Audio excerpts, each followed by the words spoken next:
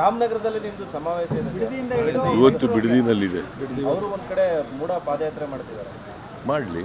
ಕುಮಾರಸ್ವಾಮಿ ಅವರು ಆರಂಭದಲ್ಲಿ ಒಪ್ಪಿಗೆ ಇಲ್ಲ ಅಂದಿದ್ರು, ಈಗ ಒಪ್ಪಿಗೆ ಕೊಡ್ತೀವಿ ಅಂತ ಹೇಳಿದ್ದಾರೆ. ರೀಜನ್ ಆಗಿದ್ದಾರೆ ಅವರು ಕೇಂದ್ರದ ಮಂತ್ರಿ.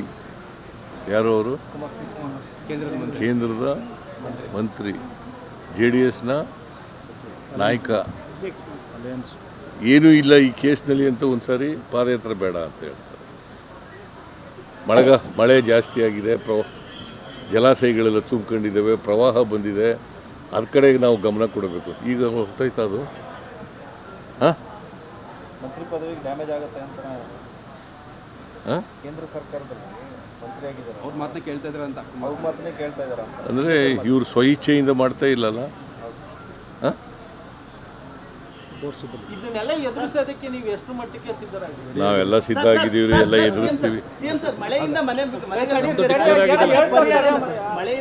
ಬಿದ್ದೋಗಿದೆ, ಎಲ್ಲ ವರದಿ ತರಿಸ್ತಾ ಇದ್ದೀನಿ. ಮನೆ ಬಿದ್ದಿರೋದಿರ್ಬೋದು, ರಸ್ತೆ ಕೆಟ್ಟಿರೋದಿರ್ಬೋದು, ಬ್ರಿಡ್ಜ್ಗಳು ಬಿದ್ದೋಗಿರೋದಿರ್ಬೋದು, ವಿದ್ಯುತ್ ಕಂಬಗಳು ಹೋಗಿರ್ತಕ್ಕಂಥದ್ದು ಇರ್ಬೋದು, ಇದ್ರ ಬಗ್ಗೆ ಎಲ್ಲ ವರದಿ ತರಿಸ್ತೀವಿ. ಗೊಂದಲ ಆಗಿದೆ ಸರ್. ಅಂದ್ರೆ ಮನೆಗಳು ಕಟ್ಟಿಸ್ಕೊಡ್ತೀವಿ ಮತ್ತೆ ಪರಿಹಾರನೂ ಕೊಡ್ತೀವಿ ಅಂತ ಕೃಷ್ಣ ಬೈರೇಗೌಡರು ಹೇಳಿದ್ದಾರೆ, ಆದ್ರೆ ಆದೇಶ ಆಗಿಲ್ಲ. ನಾವು ಕ್ಯಾಬಿನೆಟ್ನಲ್ಲೇ ತೀರ್ಮಾನ ಮಾಡಿದ್ದೀವಿ. SDRFನವರು ಸರ್ಕಾರ ಎಷ್ಟು ಕೊಡಬೇಕು, ಅದ್ರ ಜೊತೆಗೆ ಒಂದು ಮನೆಯೂ ಕೊಡ್ತೀವಿ. ಮನೆಯೂ ಕಟ್ಕೊಡ್ತೀವಿ.